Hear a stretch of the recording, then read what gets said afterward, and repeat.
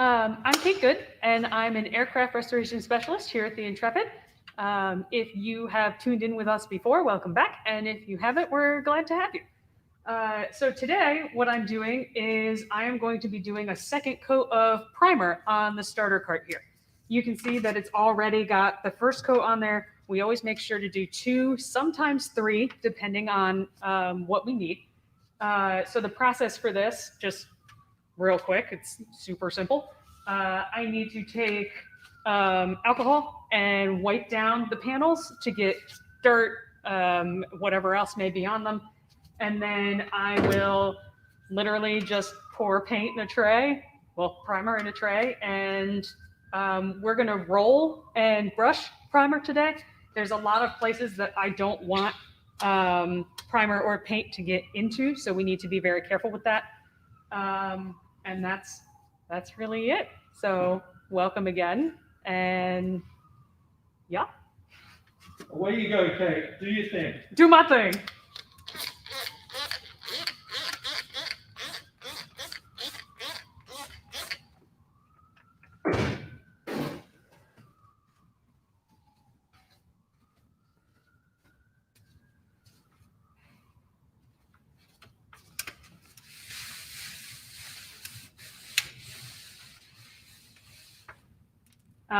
So you can, I don't know if you can even see this, but it's like yellow and gross because I've been sanding other places and that dust just gets everywhere.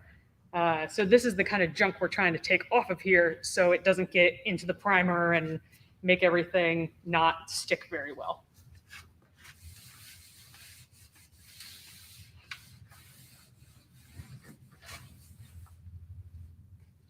I forgot my bucket for trash. So throw these on the floor.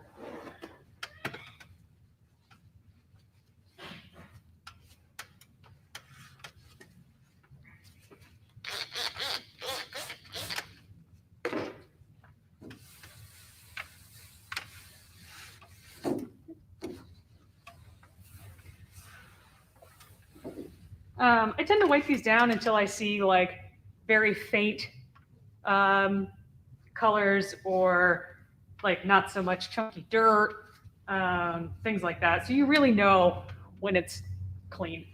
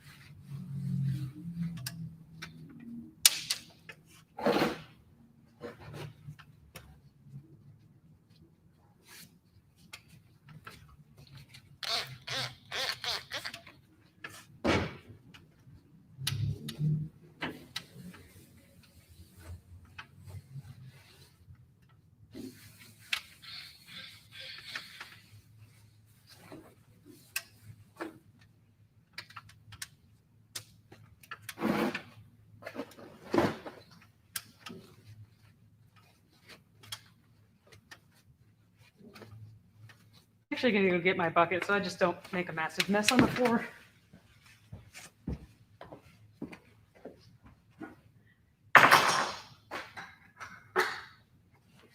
We try to keep everything as clean as we can.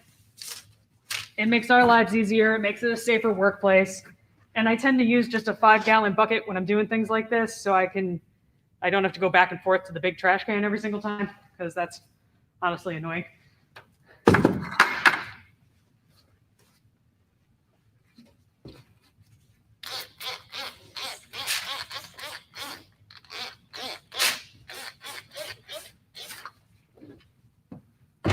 Oh yeah, if you can see, I put paper down here.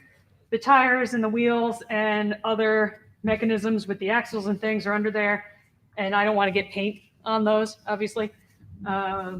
So we always make sure, well, also to protect the ground, we always make sure to put paper down or plastic or something of that nature for protection and keeping things clean and everything else, because if I get paint on that, it's going to be a real big pain to get it off.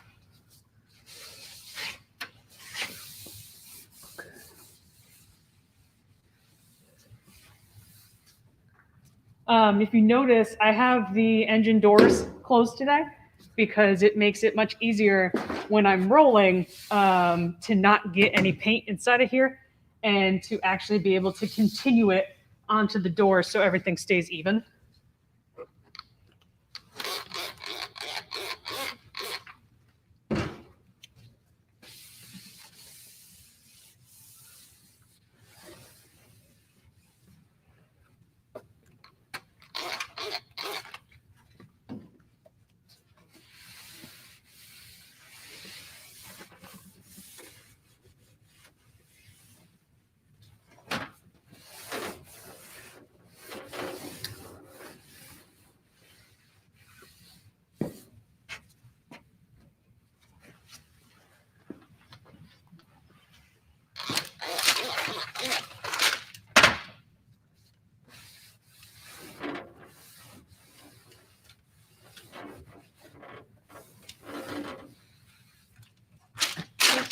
And then look,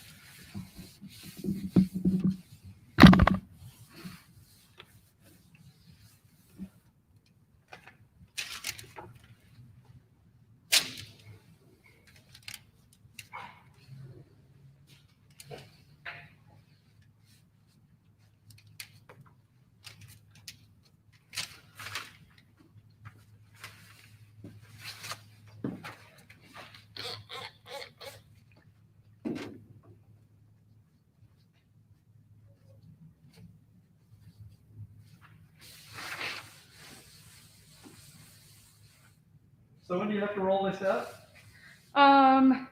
about 3 weeks is when this will be done. I'm hoping it's done sooner. But it's right on schedule for what I estimated when I started it in January. Yeah, so there's some detail things that I need to do. There's a little bit more sanding. You can kind of see places where I haven't done that for particular reasons. But for the most part, once all of this is primed, it comes down to paint, which I will spray gun, and replacing the tires, actually, that we're going to be working on.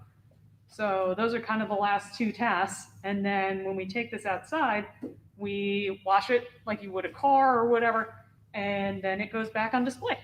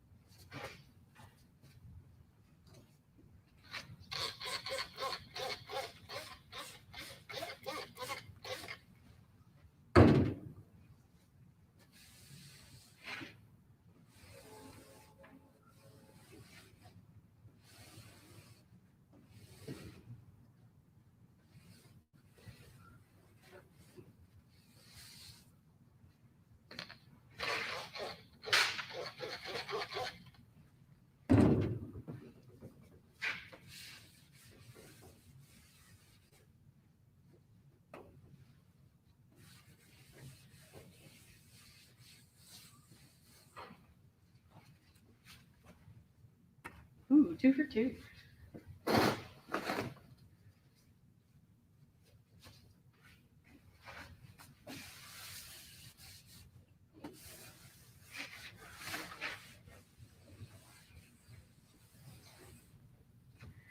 Okay, now that that's done, I will begin priming. The bonus of alcohol is that it dries super quickly. So things that I've already done over here and on top and in the front already dry. On that side, by the time I get there, totally dry as well. So we don't have to go through with more cloths and wipe all that off, which is very helpful. So what sort of primer are you going to be using? So just your average. Yeah, I'll show you the can. Yes, it's just your average. You can go to Sherwin-Williams and get this. We love Sherwin-Williams. So it's called Extreme Bond, and it's just a white latex primer that you can use on your walls. You can use on whatever. We like this because it has good adhesion, and it's very easy to put multiple coats on and keep them even. Some primer, it's really hard to get that smooth finish. As best as we can, we do what we have. One of the things that does complicate it is we do tend to roller, so you try and do the best you can to make sure you don't have roller marks on here. You don't want drips, you don't want little trails. And as you do it more and more, you get better at it. So let me. Why don't you guys use a spray? So right now for primer, because I need it in very particular areas. So for example, I don't want primer. These are the radiator caps, and I don't want primer and stuff inside of there, but I'm still working on these places. So what we tend to do, because everything is such a work in progress, it's rare that we're priming exclusively. I'm going to do a lot of this by hand so I can get a lot of the detail, things like that. When we spray the yellow, once we have all of the primer on there, it's much easier to make sure that the yellow adheres, because while we do 2 coats of that, it's not as sticky. It's not as difficult to get where you want it to go. So yeah, that's essentially it. Let me get my stuff. These.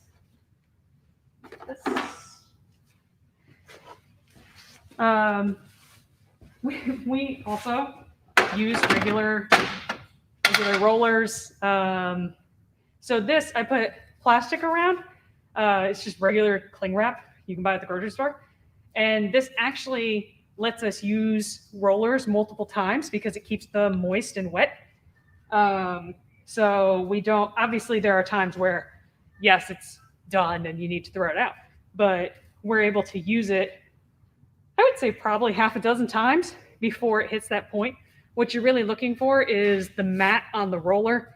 If that is kind of worn out or flat and it's making weird streaks and stuff, you want to change your roller. I'm actually going to pour in the paint before I deal with that.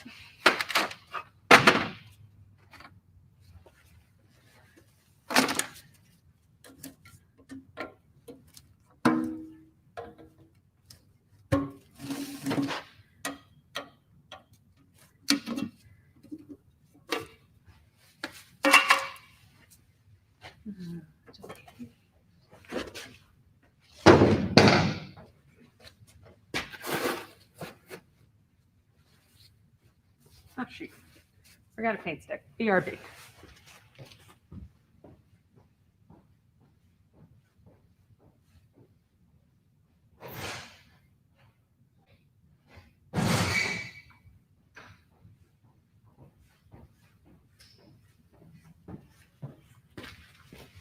To prep your paint or your primer or whatever, always use a stir stick. It does a really good job with making sure that the paint is no longer, if there's like a separation or something like that. Don't necessarily, so there isn't a ton in here. There's probably, I don't know, a little less than half a can. But I don't want to shake it because that won't make it as blended as I need it to be. So while that's very tempting because it would be way easier, it's not the greatest idea.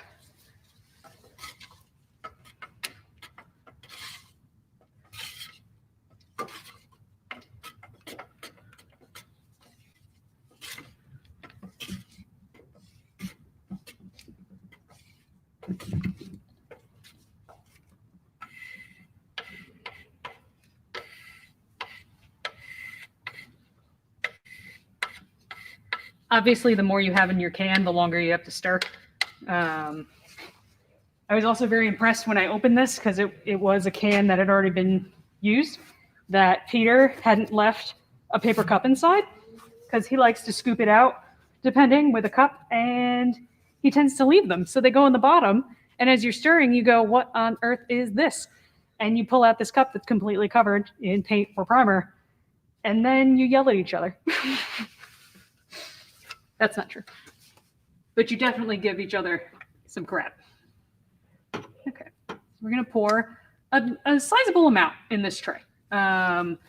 Obviously, try and estimate for the project that you're doing how much you'll need, but you can always pour excess back into the can if you need to. Why did I do that? And it's one of those things where you just kind of estimate. You don't want to use too much paint because you don't want a super thick layer. So if you're afraid that you're going to kind of put too much on your roller, put a little less in your tray. Yeah, so it's just, you can always add more. You can't make less, technically.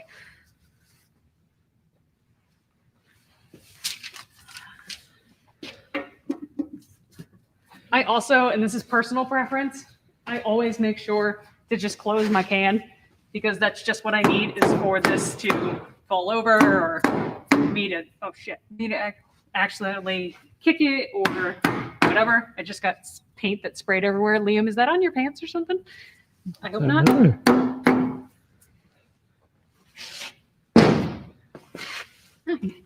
I'll be billing exhibits. Intrepid can buy you new pants.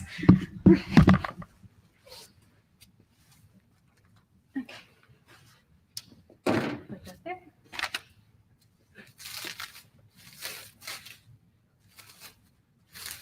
Take off this, and you can see how this is still wet. Everything is good, and the nap on this is good. So I can keep using this. I've used it about 4 times now, so probably after this one, I'll change it out and I won't use it again. Get my stuff. A good idea is to always, if you have a top section to do, always start on the top instead of the side, because guaranteed, at least me, I would all of a sudden be like leaning into my fresh primer and get it all over the place and then have to redo it.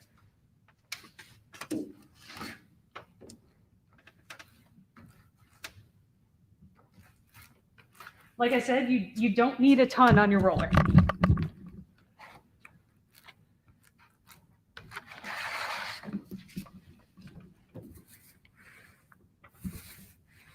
And you just want to try and be as even as possible.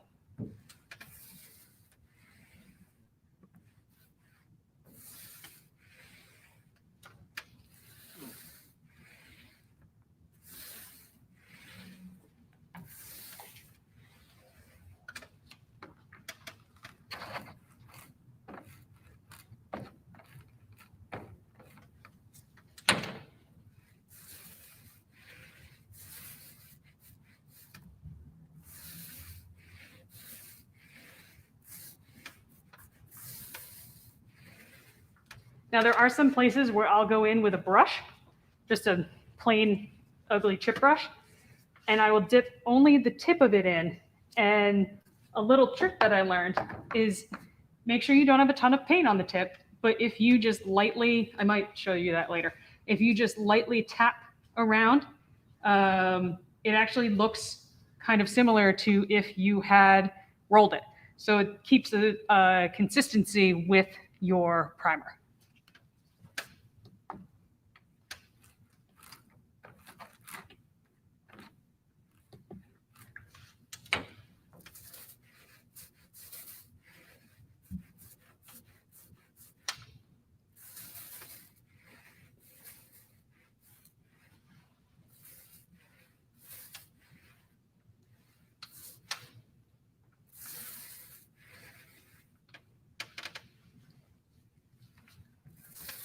Always make sure you're looking for accidental roller marks or anything else, because the only way you can fix it is, well, it's not the only way, but the real way to fix it is while it's still wet, you just lightly go back over it with your roller.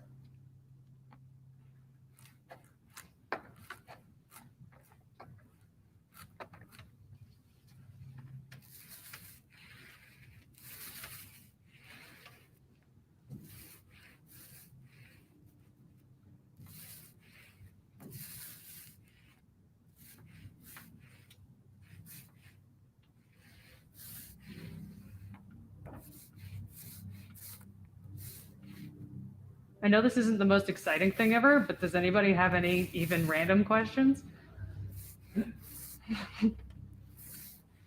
Like, I'm sorry this really isn't exciting, but I gotta get it done.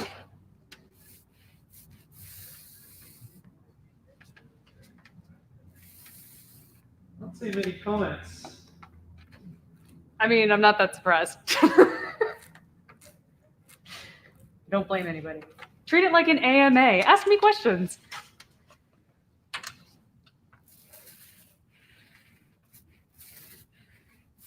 Or else I'm just going to start talking to you about my life while I do this.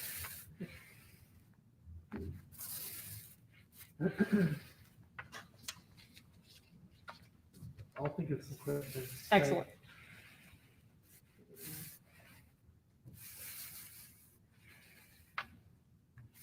For the time being, for people who don't know and are curious, the way I got into restoration like this is I dropped everything and did an internship in New Mexico at the National Museum of Nuclear Science and History.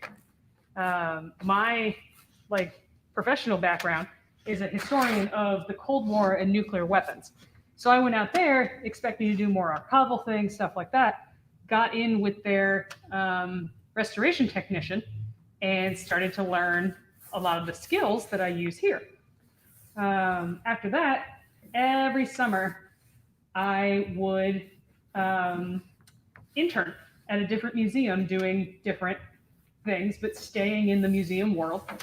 And I discovered for me to get a job in the museum world, they wanted a master's in history. So I went back to school.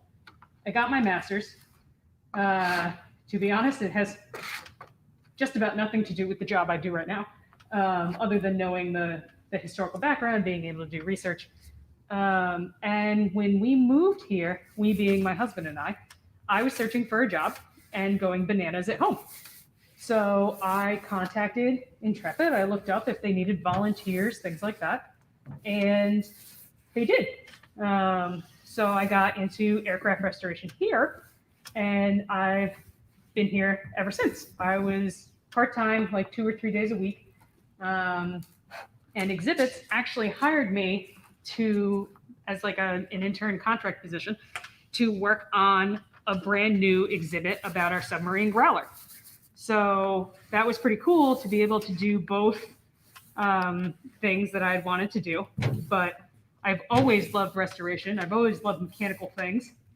And when the opportunity arose, I applied and interviewed, and I was able to get this job full time. And I absolutely love it every day. I come to work and I'm just ready to go. We do a lot of really cool things working on the space shuttle, as you guys saw a couple of weeks ago. My absolute favorite thing to work on is the A-12. We're in the process of refurbishing that. And this project is actually part of that, because this is our A-12's fun little partner, because it was what would start the engines. The engines were so large on the A-12 and the SR-71, but we have an A-12, that they needed extra power to get running. You couldn't just start the ignition like normal in that plane. So there's part of my life story and where this thing came from. All right, so we have a question. Excellent. Do you all ever do any restoration to the aircraft carrier itself? Great question. That is an excellent question.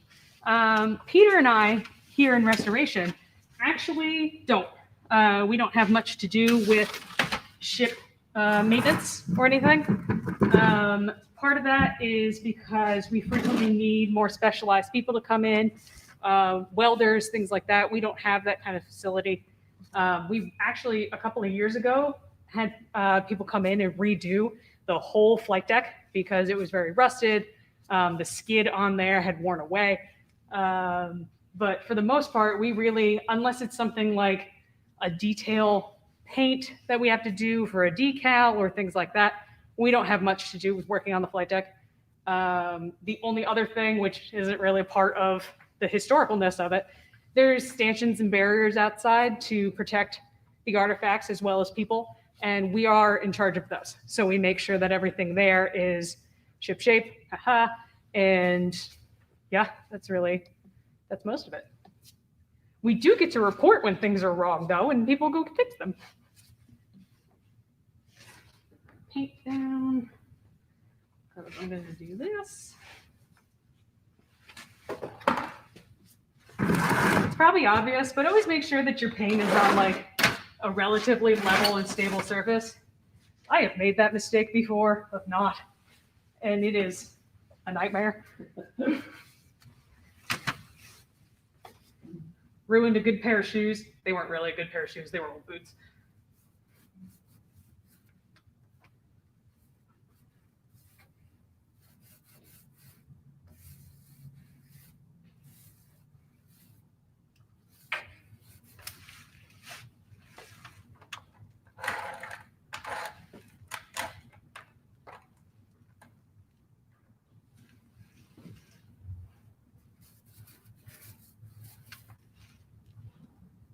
So something with like a curve like this, you need to be careful because it's very easy to not have a smooth surface from the top to here. And it's super easy to actually put too much paint because your roller is starting at top. And as the pressure goes, it kind of lets off too much paint. So one of the things that I do is once I've kind of started the curve, I make sure to really start back here, just so I know that it's even.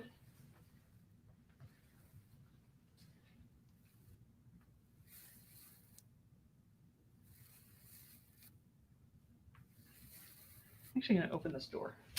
Now that I'm on the side, this will make my life a lot easier for me to open this.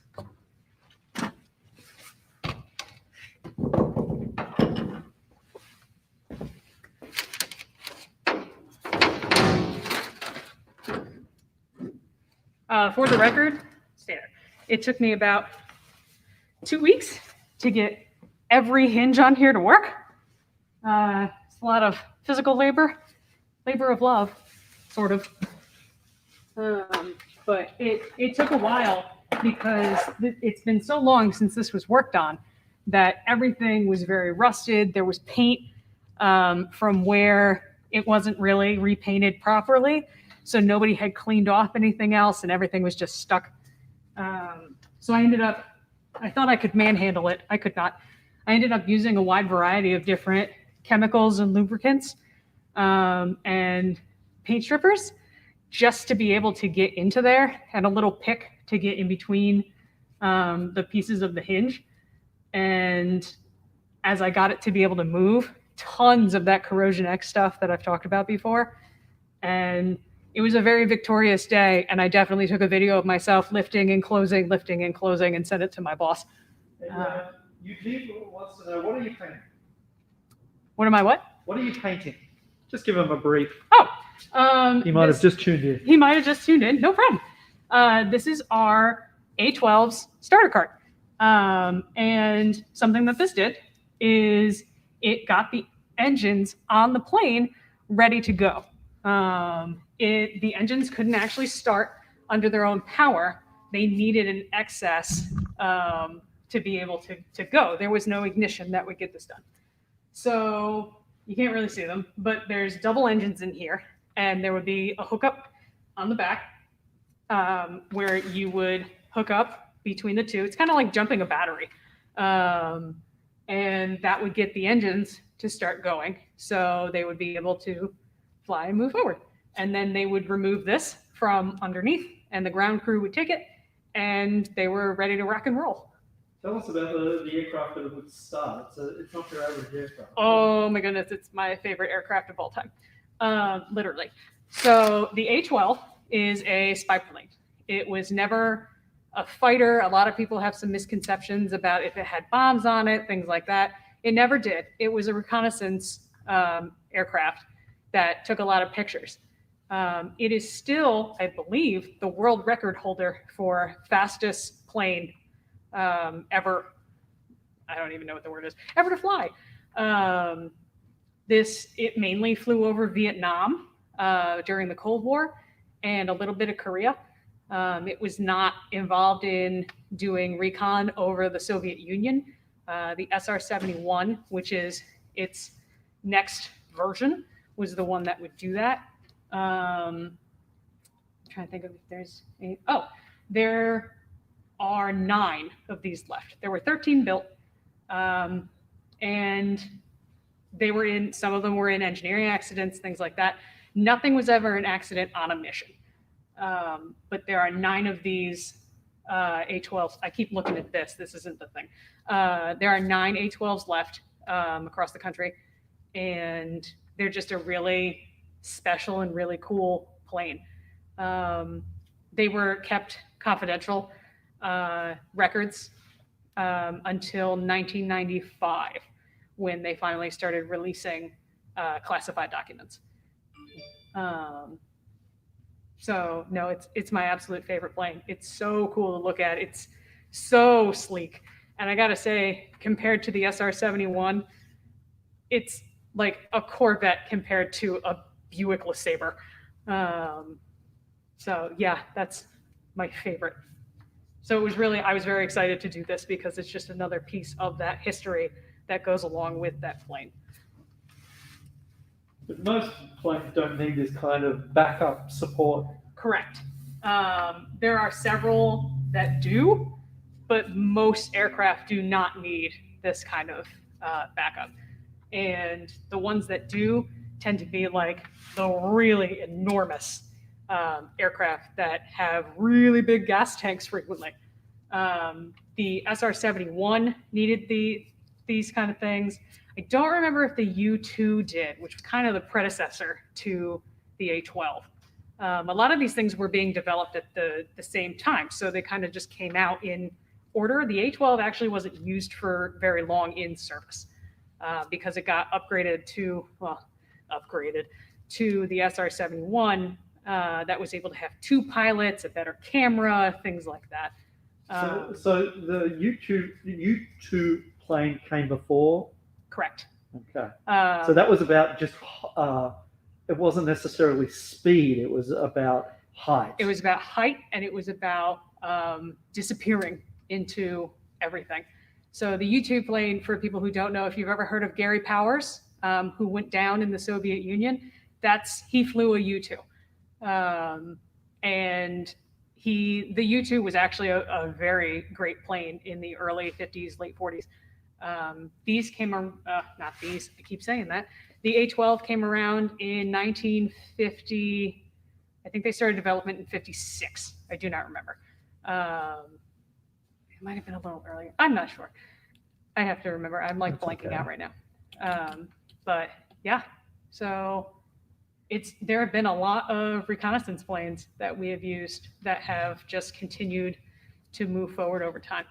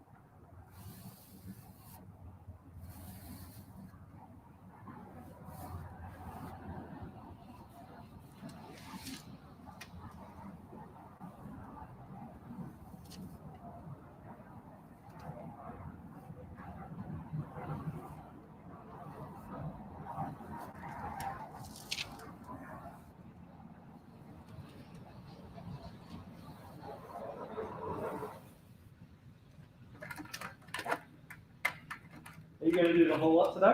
You going to prime this whole lot? No. This I'm only going to do from where I stopped up here forward, and then I have to work on a couple of detail things.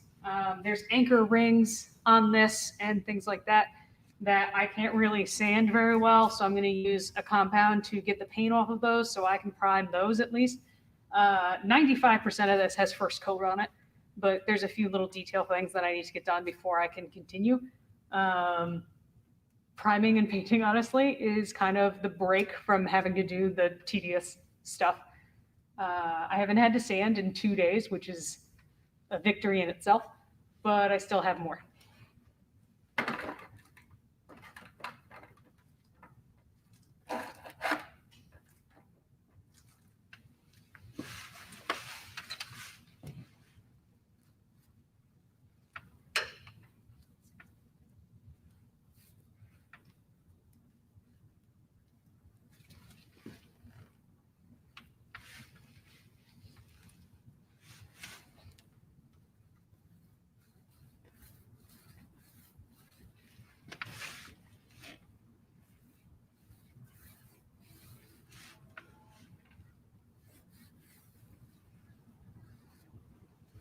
All right, Kate, we'll sign up for the day. So much action. Cool. Thank you very much for joining us again. I am once again Kate Good, and this is our A12 starter cart that has been an ongoing process since January. We're always happy to see you, and follow us on Facebook and YouTube and other social media things. And next week, I don't know if you saw the helicopter in the background over there, but next week it will be both Peter and I working on our Sea Cobra. So join us again, 1 o'clock on Wednesdays every week, and we'll see you next time. Thanks.